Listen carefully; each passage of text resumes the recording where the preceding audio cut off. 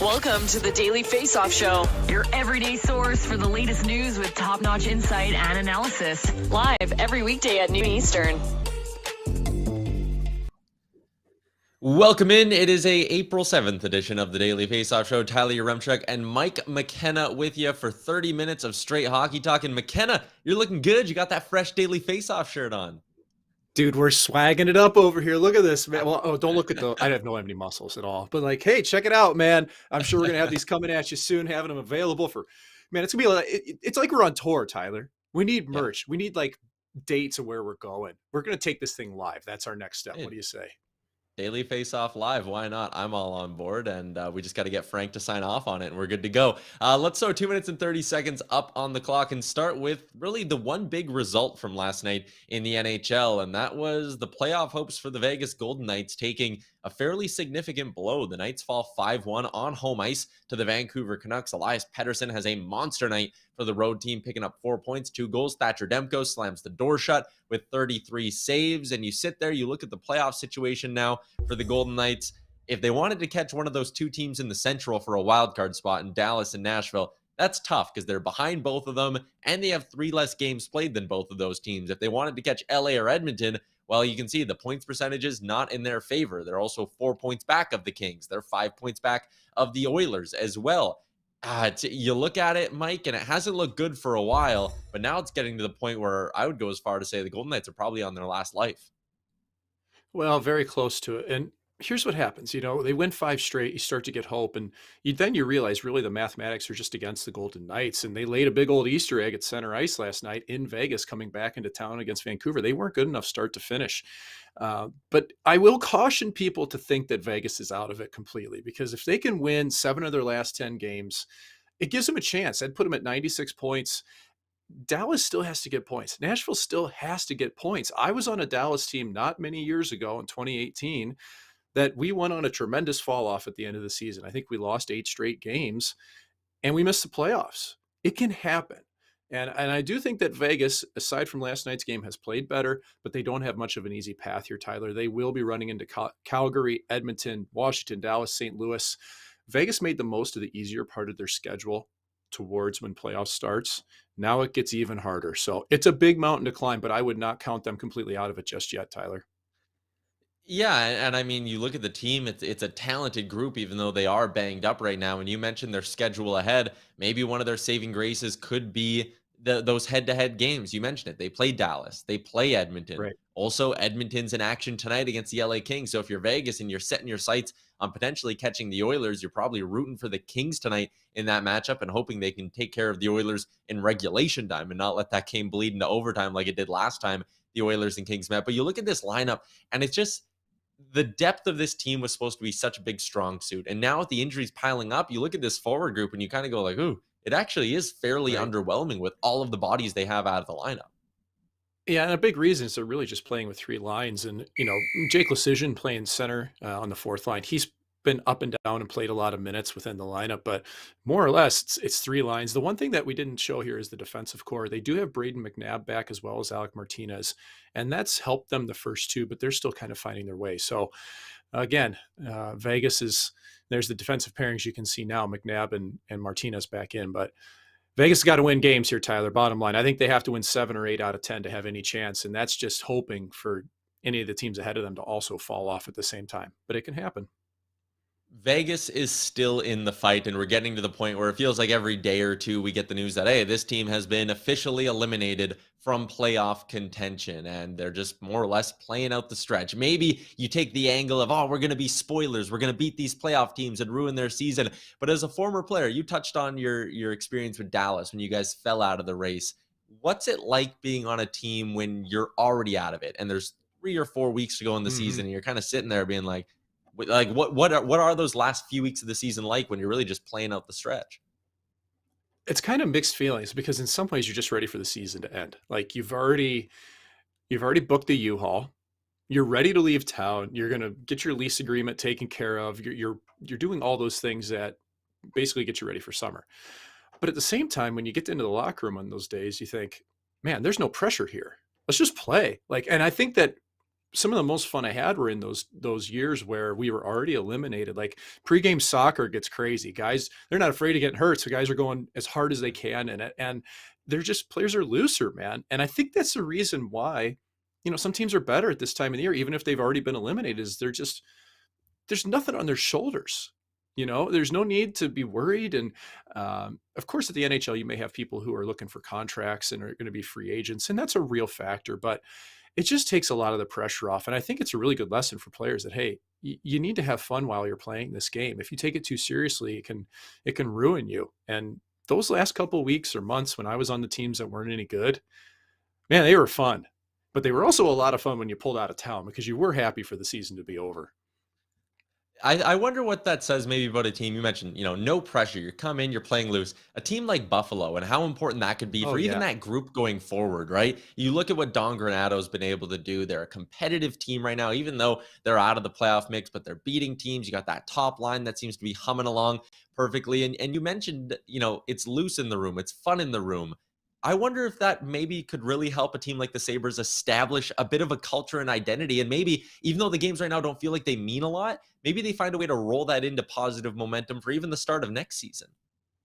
It's a great point, and that's what you're really hoping for is to help build that positive culture. Buffalo's missed the playoffs 11 seasons in a row. There hasn't been a lot to cheer about, but there's a lot to cheer about in the microcosm right now. I mean, that team's 6-1-3. They've gotten points 9 out of 10 games. You've got Thompson lighting the lamp. Tuck's played great. Krebs looks pretty good coming over from that trade. Dahlin, Yeah. players are playing well.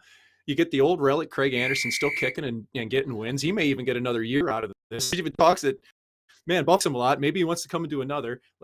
I don't know, man. I get a good vibe from Buffalo, and I think it is a Yeah. perfect example of making the most out of your situation, finding the fun and the joy in the game, and just going out in there and playing. And that's why I think they've been so good. Speaking of making the most out of a new situation, let's talk about a couple of guys who have had just tremendous second halves of the season. And I want to start with the rookie out in Montreal, Cole Caulfield. And it did not, like, the playoffs last year were awesome, and it led to sky high expectations. This is a guy who came into the year or before the season at some points was the odds on favorite to win the Calder. And you look at those numbers right now and you go, hey, that's a pretty decent rookie season he's put together. But when you go back to the early parts of the year when Dominic Ducharme was the head coach, this is the Habs scoring leaders. You see the usual guys at the top, Suzuki, Toffoli when he was still there, all the way down at the bottom, Cole Caulfield, 30 games, just that one goal scored, only 7 assists, and it led to him going down to the American League for a while. And then St. Louis comes in, and there were a lot of people that instantly made the connection of, oh, St. Louis going to be a guy who can mentor Caulfield. And look at this scoring, the Habs scoring leader since St. Louis took over. It's been a complete 180 for a guy like Cole Caulfield. 15 goals in 25 games is absolutely remarkable for any player, never mind a player in his first full season in the NHL. I look at a guy like Caulfield, Mike, as he's done a great job taking advantage of the new situation. And that's a guy who, again, the games haven't meant a ton for the Habs. But if you're a part of that fan base, you're looking at Caulfield and going, hey, this is giving us a reason to tune in every night. Absolutely. I mean, he's been awesome for the club. He's the NHL Rookie of the Month in March, 15 points during that span. And who would have ever thought David Savard would have been outscoring Cole Caulfield midway through the season? That wasn't on anybody's radar. And Marty St. Louis has given Caulfield the ice time, and he's given him the creative license in the offensive zone to do what he needs to do, to get to soft areas, to open ice, which is what he does best. He's getting more shots from the slot, and it's paying off. And he's not the only one, though, Tyler. You look across to the western half of Canada and what Elias Pettersson is doing for the Vancouver Canucks right now. 18 points in his last 11 games. And he started off the season really slow as well. And it's a similar tale, 53 points on the year in 69 games. You think, okay, this is an okay year. Well, so much of that has happened in the back half. And so much of it has happened under Bruce Boudreau since he took over as head coach of the Vancouver Canucks. And what I like is Boudreau's been willing to experiment with Pettersson. He's used him in shorthanded. He's used him power play. He's used him on the wing. He's used him at center. And right now, Pettersson's in a groove where he's working hard. He's taking shots. And he's got players that are finishing for him. He had 4 points last night against Vegas, Tyler. He was the best player on the ice. He looked like his rookie season, man, because he's a dominant force. When he's shooting the puck and driving the wing, he's going to be one of the better players in this league for a lot of time if he can keep that work ethic up.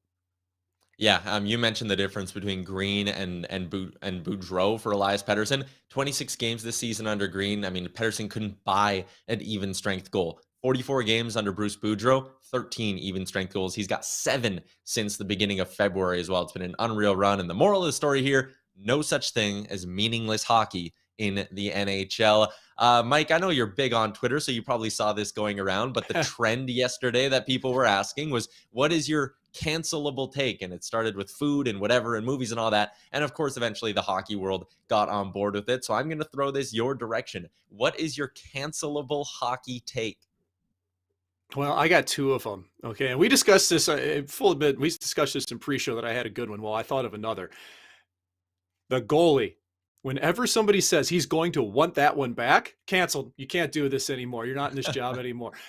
Every goalie wants every goal back. We're not okay with any goal. Okay. Tell us why the goalie would want it back. So there's cancelable offense number 1. Number 2, any player that says at the end of the day during an interview, you're done. See you later. You're out of here. I mean, like, what about the beginning of the day? What about lunchtime? What about your potty break? What about shower time? Why is it only at the end of the day? It's just filler words, Tyler. These 2 things drive me crazy. And I'm going to get off my soapbox and I'm going to allow you the floor here while I let my blood pressure come on down. So, Tyler, let's hear your cancelable hockey take. Okay, this is my own personal thing that I always get flack for whenever I bring it up. The one rule change I would make in the NHL, and I've had former people from the league yell at me for this, telling me it's an idiotic take. You should not be able to ice the puck when you're shorthanded.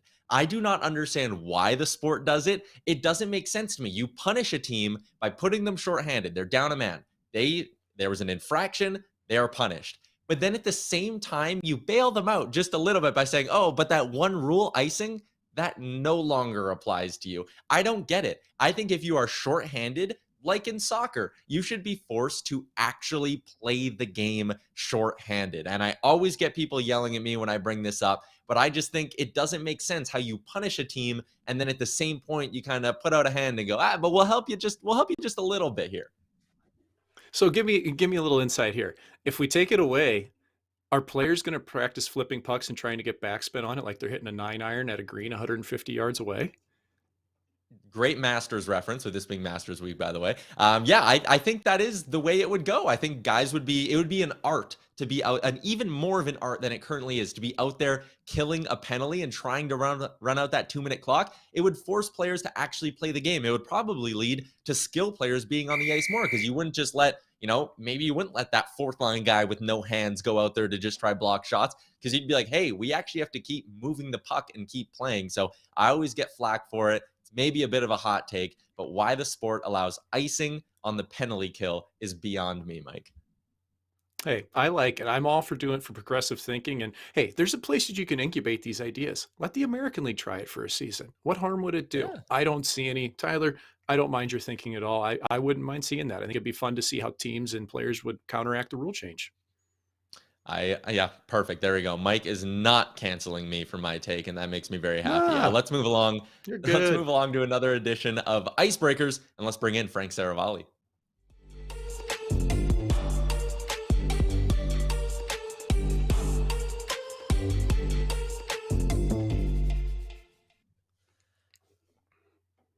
Always love a good edition of Icebreakers, and I love the shirt you're wearing as well today, Frank. Green Shirt Day in honor of Logan Boulet. If you don't know about that, give it a quick Google search. Go check it out online. It's a fantastic initiative, obviously, with yesterday being the anniversary of the Humboldt Broncos bus crash. Frank, you were a man on the move recently. You were up in Toronto for the NHLPA agent meetings on Wednesday, and the big topic was centered around Don Fair and his future as the executive director of the union. What did you learn?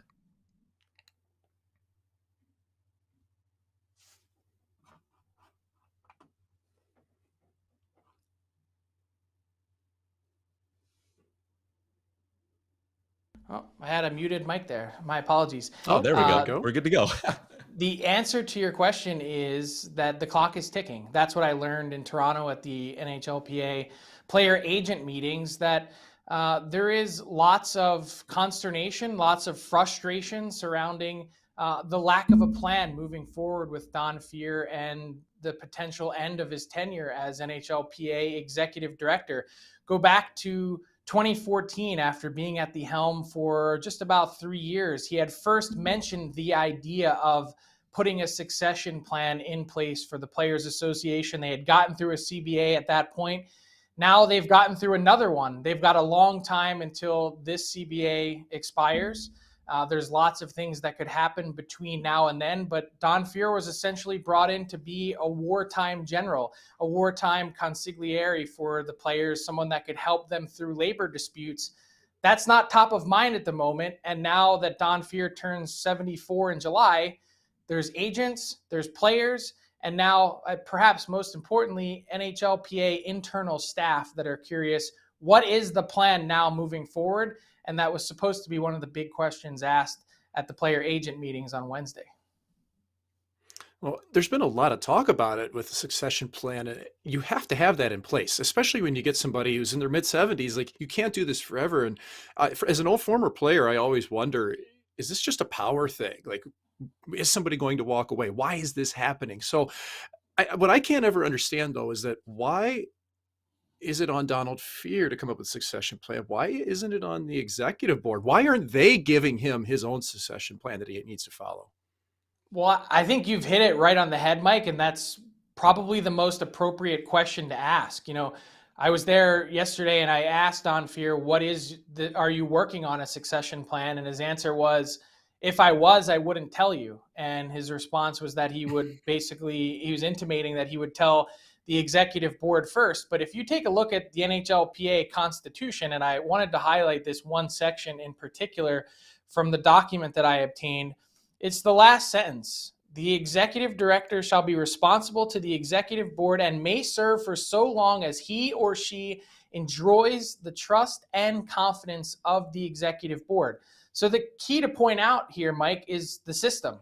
Don Fehr doesn't have a contract. He serves at the will of the executive board. So what that would take in this case is the players now in the middle of their season worrying about their next game, playoffs, their next contract, all these other things that they have on their plate, to band together in a meeting and have 18 yes votes to essentially begin the process in which, after he's notified that his services will no longer be needed, there's still 3 months on the end of that in which he is to be paid and to be part of the association still. So that sort of triggers that moment in his agreement with the NHLPA. And I think everyone's wondering, when's that going to happen? And does it need to get to that point?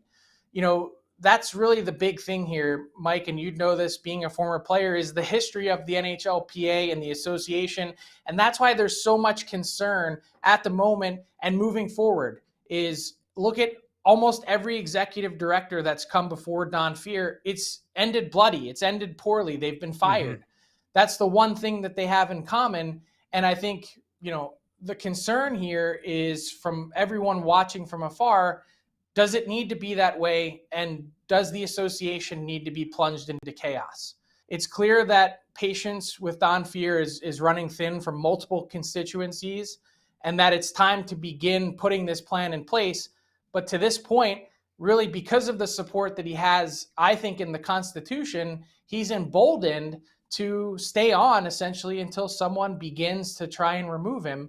And to this point, that hasn't happened yet. And I'll have a lot more to come on dailyfaceoff.com later today. Yeah, you'll have a story coming up on it over on our website. So if you had to guess, like, is this something that we'll probably hear a lot more about in the summer? Or is there a chance that even though the playoffs are going on, something happens quicker than that? It's probably a summertime thing, given, you know, what I mentioned about the Constitution. I think everyone would like to see a proper executive search committee formed by an executive search firm that goes out to try and find the next executive director of the association, that, you know, no one is sort of put in a position where they can seize power here. Conduct a proper search, be on the up and up, be transparent. We're still waiting for the results of the investigation ordered by the executive board from back in November after the Kyle Beach investigation and the heavy allegations that he levied against Don Fehr and the NHLPA. Don Fehr said on Wednesday, expect those at any time now. Whether they decide to make them public or not also remains to be seen. There's a lot of layers to this. There's a lot going on, guys, at the NHL Players Association. So looking forward to getting that story out later today. Fantastic stuff, Frank. As always, Icebreakers is delivered by our friends at DoorDash. Promo codes DFODD, DFODD get you 25% off and no delivery fees on your first order. Frank, we look forward to the story going up at dailyfaceoff.com. Thanks for joining us.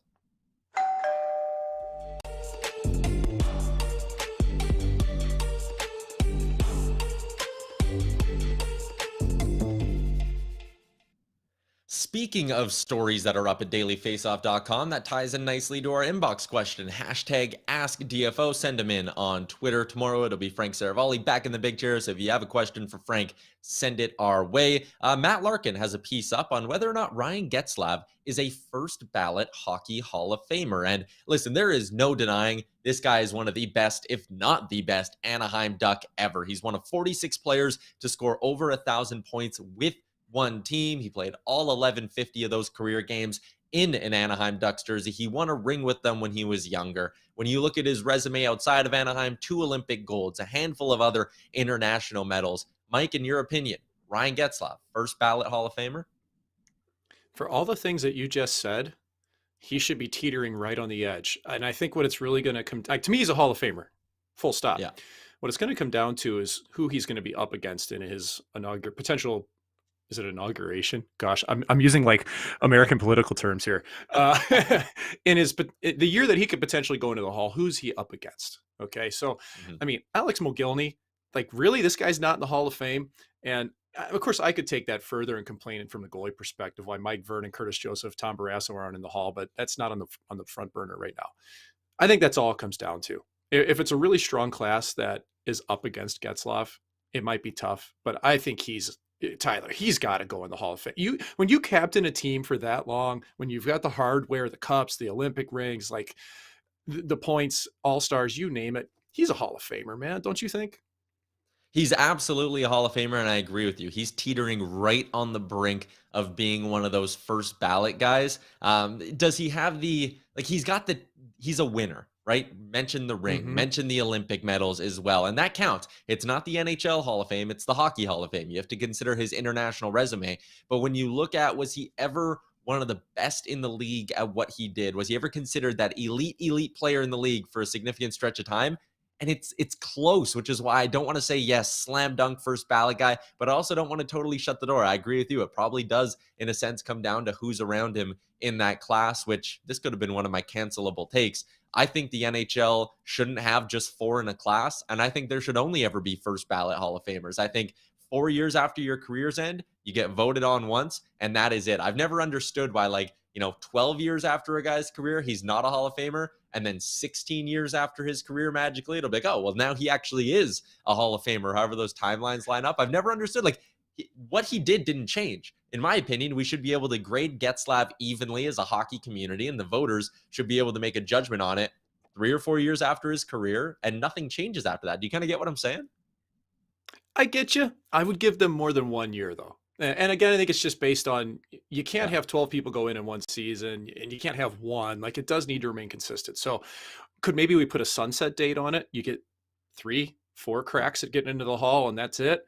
I think that would make a little more sense, because we tend to have some revisionist history at times and start thinking, well, what about, and the whataboutisms come out. And next thing you know, we got players in the Hall of Fame that are, I don't know.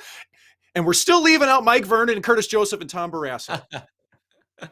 Getting Mike nice and fired up. Let's move on to our daily bet segment, courtesy of our friends at PointsBet. What a sports weekend it is. You got Masters, you got MLB opening day coming up tonight, and a bunch of baseball this weekend, and the NHL playoff race. That means if you are in Ontario, why not go give PointsBet a download? It's on your app store. Make an account. They got some welcome bonuses as well. Of course, south of the border, they're with you as well. Let's jump into my plays tonight. I had a good night last night. We went 3 for 4. We ended up almost 3 full units yesterday, too, thanks to a Brandon Saad assist late in the game. Tonight, I am targeting 2 totals plays.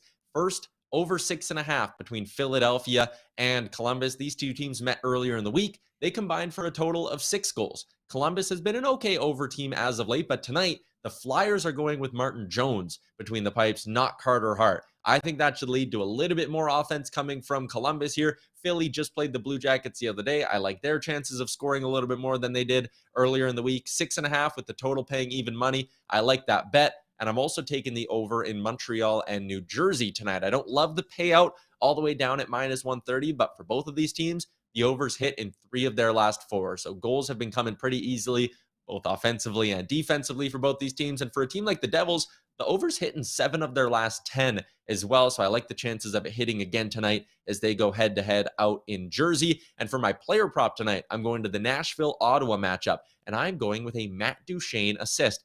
+130, the way that top line's been rolling, honestly, I don't think any of Forsberg, Duchene, or Johansson are bad bets to pick up assists tonight, but I'm specifically taking Duchene because he's hit this number in 3 of his last 5. He's enjoying a fantastic bounce-back season, and I think Duchene can pick up an apple tonight as the Preds take on the Senators, along with those 2 totals plays. And you know what? Let me just throw this out there. Corey Connors to come top 5 at the Masters, the Canadian boy. I think he does it. I got a little bit of money riding on that. I'm also Justin Thomas as my big Masters pick as well. Mike, with that, I cede the floor to you for garbage time. Well, thank you. And I just want to know who your pick is to win the Acura Grand Prix of Long Beach, IndyCar out there on the West Coast. You got any inside track on that? I have no inside track. The answer's no. We'll just take it and go right to garbage time. How about that? Mario Andretti's been retired for a while. It's not going to be him.